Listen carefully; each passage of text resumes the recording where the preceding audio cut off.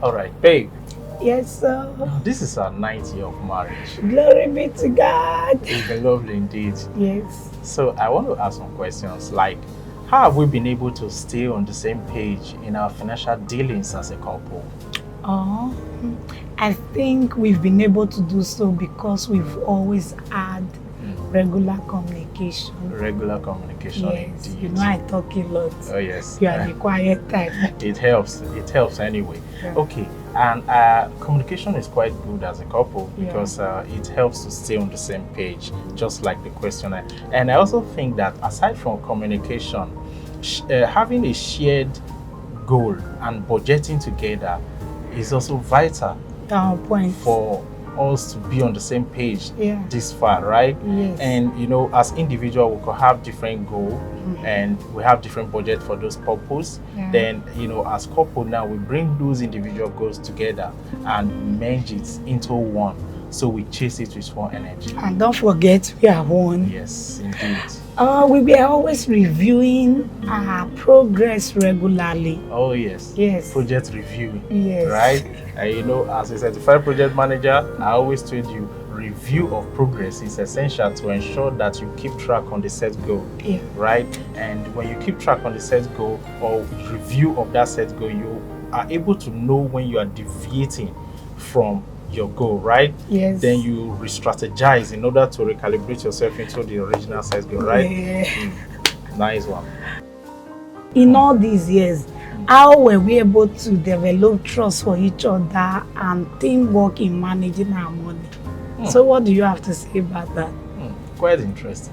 Trust, teamwork in managing money. Yes.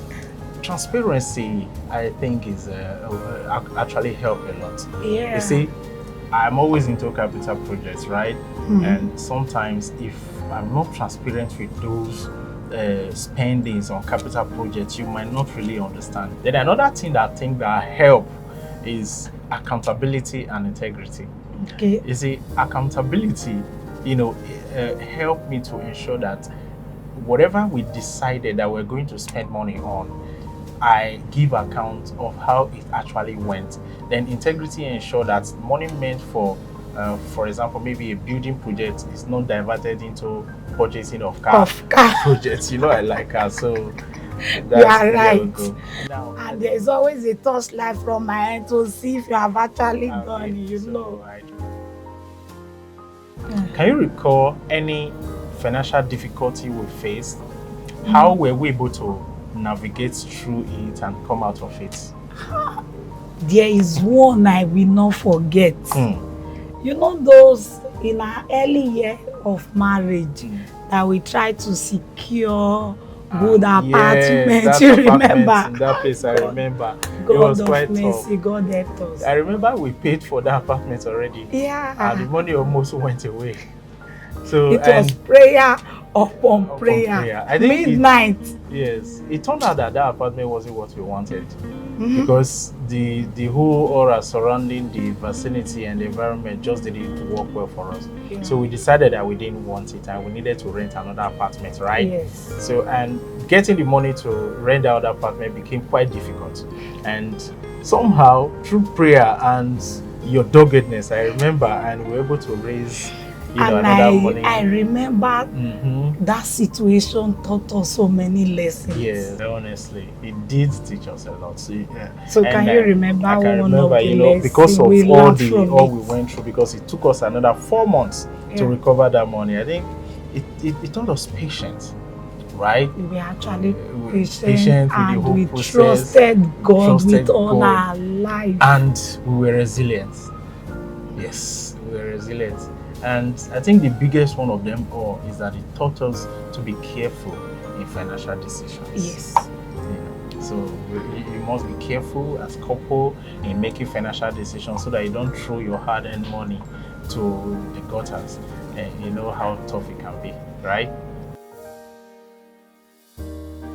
So I want to ask, what role do you think generosity, tithing, or giving have played in our financial dealings? I would like to classify these into two.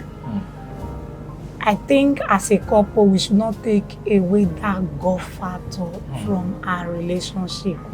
This one is regards the tithing. We should always consider those things, sacrifices that belongs to God. It has a way of strengthening us financially, because it is God that giveth power to acquire wealth. So when it comes to offerings, vows, first fruits, I think we should always be number one, and we should not discourage each other when doing so. And to humanity, I think we should not relent in doing good. Exactly. So we should not relent in doing good. Now, giving actually helps to, harmonize our financial goal, right? Now, what does that mean? That means that we have a mindset of abundance. And you know that when you give, it means that you are good, right? Financially. So when you have a mindset of abundance, then giving will become a culture. Now, this is one of the things. And also, do you know that when you pay tithe or you give, sacrificial giving both in church and, anywhere that you find yourself, then it gives you that mindset of submission, thankfulness, and obedience to the will of God. So how do you see this? Very right. So in summary, my advice to couples who wish to build financial intimacy together is that they should learn to build trust within themselves.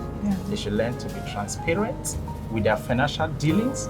They should learn to have a shared goal and budget together, and also be very truthful in financial dealings, so that they would have built integrity over time, and they should learn to trust each other when it comes to financial dealings.